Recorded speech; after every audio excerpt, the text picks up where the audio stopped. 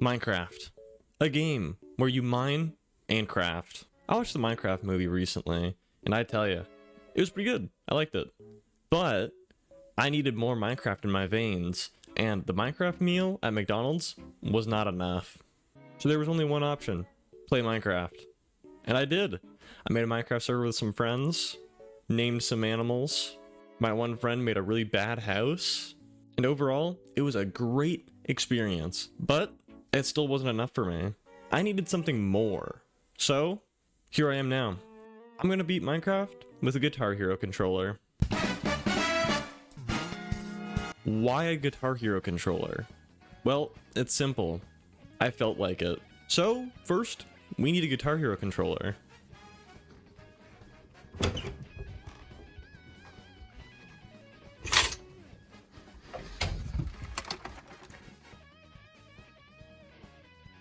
Now that we got the Guitar Hero controller, it's time to get to coding. And I specifically chose the Wii Guitar Hero because there's way more buttons on this. Very useful. Unfortunately, I barely ever use them, but the D-pad is probably the most useful thing out of everything.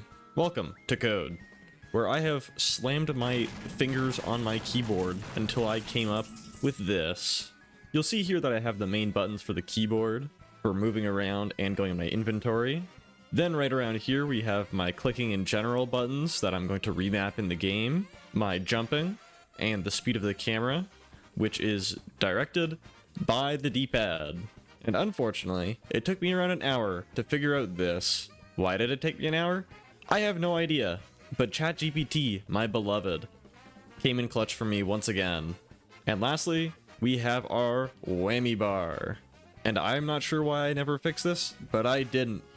I made sure that the whammy bar, instead of being a click, was a threshold. This means the button would just be held down. And because I have it to mouse wheel down to cycle through my inventory, most of the time, it ended up just turning out like this.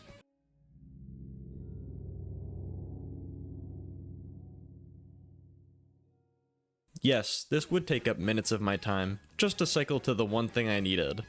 But oh well. Now I have my camera turned on. I'm going to show you how to quickly hook up your Wii controller. You need a Wii controller. Now your computer has to know that your controller's actually there. So open up your settings to your Bluetooth. Go to add a new device. Add a Bluetooth device. Put your controller in pairing mode by spamming 1 and 2. And now your Nintendo controller should show up. Click on that. It'll say connecting. Cancel that now. Your computer knows it's there. Now close your settings. Go to your control panel. Go to add a device. And it'll be right there. Now, once this passcode thing shows up, you're just gonna wanna hit next, and boom, your computer has connected to it. Now, it won't automatically do anything with it because your computer's dumb like that. It'll just keep flashing like this. Now, once you got your code running, boom, there you go. It's connected. Just like that, I'm moving around like this. Wonderful, let's get to gaming. Now, I got something to tell you.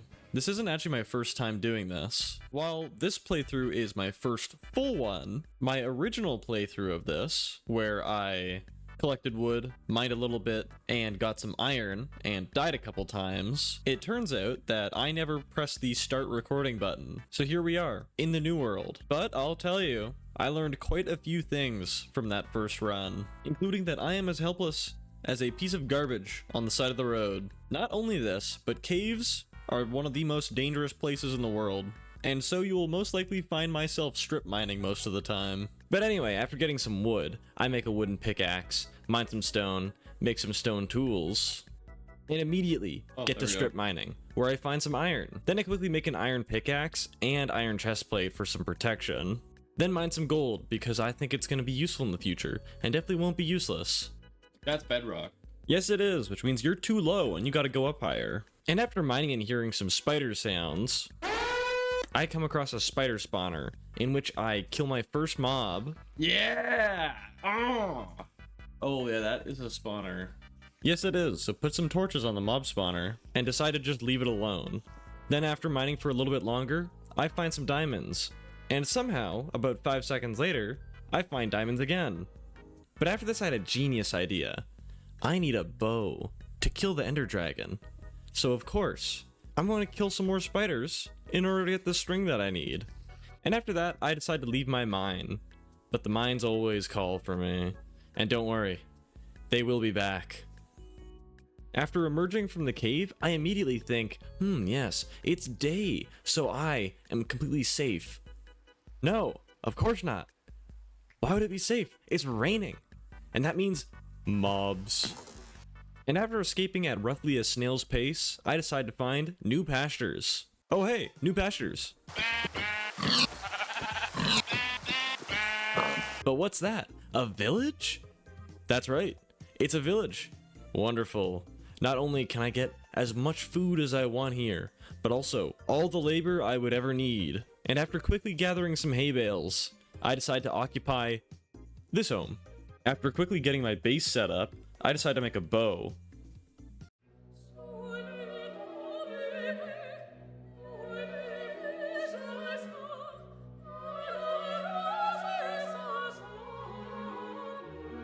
Then make bread, but because I don't have a shift click, have to do this. I then decide to make a diamond pickaxe and head back into the mines so that I can make some more armor so I don't die. Because I have the fighting capabilities of roughly a 3-year-old child. I then kill some zombies and creepers and head back to my base where I make some armor. But I make gold boots. Why do I make gold boots? Well, you see, in the Nether there are these things called piglins, and if you're not wearing gold, they really don't like you. I also make a shield, not because I can use it properly, but because I know that for blazes, I will need to block their fireballs. Then after stocking up a little bit more, I make a diamond sword and head back into the mines to finally get my obsidian. Now you see there's a couple options when getting obsidian. The first being you can find a lava pool on the surface and get obsidian from there, or make a portal from there. The second being that you can find a ruined portal and get lucky enough to get obsidian in the chest and make a portal from there. Or the third being that you go underground and mine some obsidian where it's somewhat safe. And because I feel like there's a gun pointed at my head at every moment of every second, I choose number 3. And while looking for the lava underground, I find some more diamonds and conveniently place lapis directly above it. It's like a sign telling me of something. Then I find it, my lava. But first, I want to torch up the place to make sure that I won't get killed by any creepers or zombies. And of course, I do find a creeper, but I dispose of it pretty easily. But then, from behind me, I don't even notice.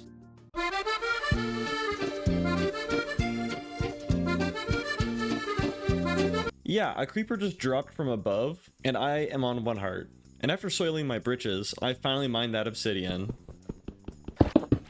as well as finding some diamonds and calling it a day, where I then pillar up to the surface. And if you wondered how slow the camera is, here you go. Wow, thrilling gameplay. Once I make it up to the surface, I start mining gravel to get flint, so that I can make arrows and a flint and steel. I also meet a pretty chill dude. What up, homie? How's it hanging? After this, I decide to continue my goal of getting arrows by getting feathers from chickens. And for some reason, I think that chickens don't spawn in mesa biomes anymore. Which, I mean, like, they're right here. I literally find them at some point. They even look like cooked chicken. I don't know how I would forget about this. But anyway, I get the feathers.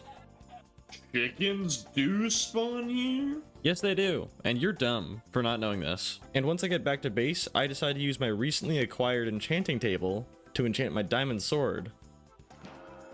What's that? I changed my sprint key to F3?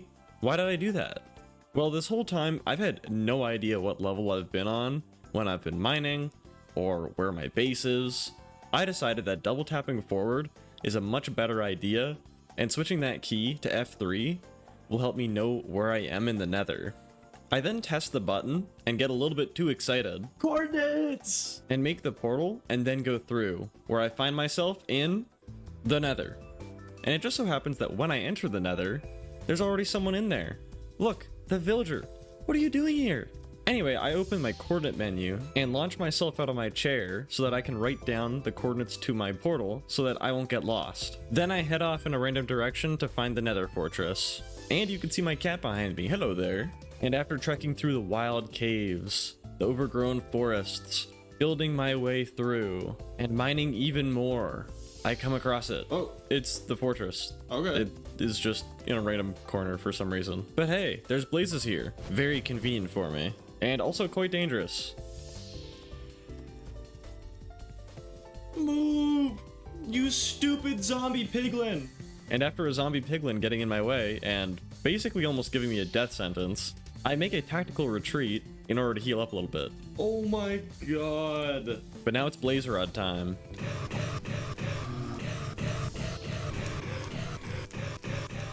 And as a celebration, I can only do one thing. Cat jam. I then change my F3 key to Q, so that when I trade with piglins, I'm able to drop gold for them. And as you can see, with the 20 gold that I've acquired, I get 2 ender pearls, which is not enough. I need 12. Okay, well, I decide to go to bed, where I'm watched over by the villagers, and then quickly put away my things before coming up with a game plan. Ender pearls, loved by everyone. Not only can you finish the end portal and defeat the ender dragon with it, but you can also make horrible decisions. Normally, you get ender pearls from endermen, but because I don't want to wait around for endermen to spawn, and I have no idea where one of those funny blue biomes are in the nether, I have to look for some alternatives. And so, I have 3 options. I could find them in chest loot from strongholds, but I don't know where any strongholds are. That's why I need ender pearls in the first place. So that's off the table. I could barter with piglins with gold to get the ender pearls, but I'm out of gold. And so that leaves us with the last option, trading with villagers. Once you get a cleric villager up to their expert level, they have a 2/3 chance to sell an ender pearl, which sounds wonderful, and I have just the plan to do it. I begin by making a fletching table, because once I get a fletcher, I'll be able to trade sticks for emeralds. Genius plan, seeing as there are infinite trees in the world. But once I take a little look around the village, I realize that there's no one left, because they've either all left or have thrown themselves into the nether portal. And so I remember back to when I was hunting down those chickens, and remember that I found a village. And the very first thing I do when I get in this village is occupy a home, of course. It's mine now. But once I've gotten all of my stuff set up, I immediately get to cutting down trees.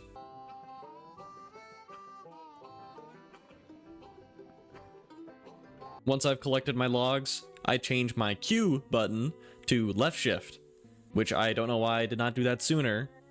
I can now shift click instead of having to spam click in order to craft things. Very useful. Then I start trading with the cleric villager until he's at expert level.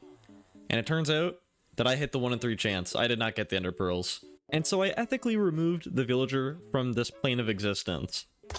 And with that over, I have to get another cleric villager set up. So that means it's back to cutting down trees.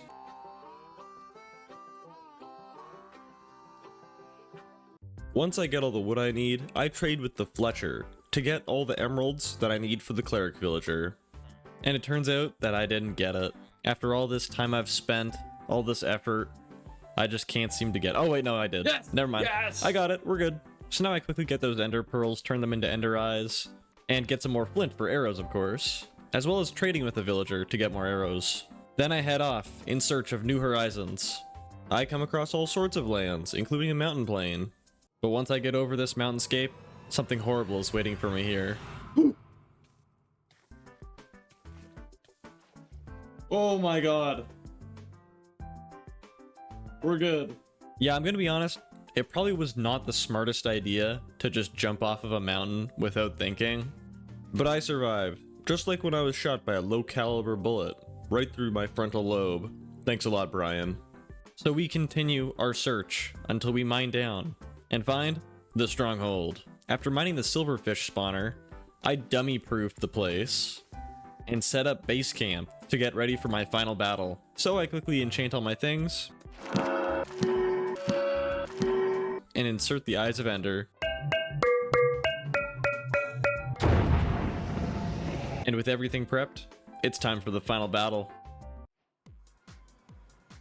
Immediately when getting into the end, I build over to the main island, where I start destroying the towers. Bam.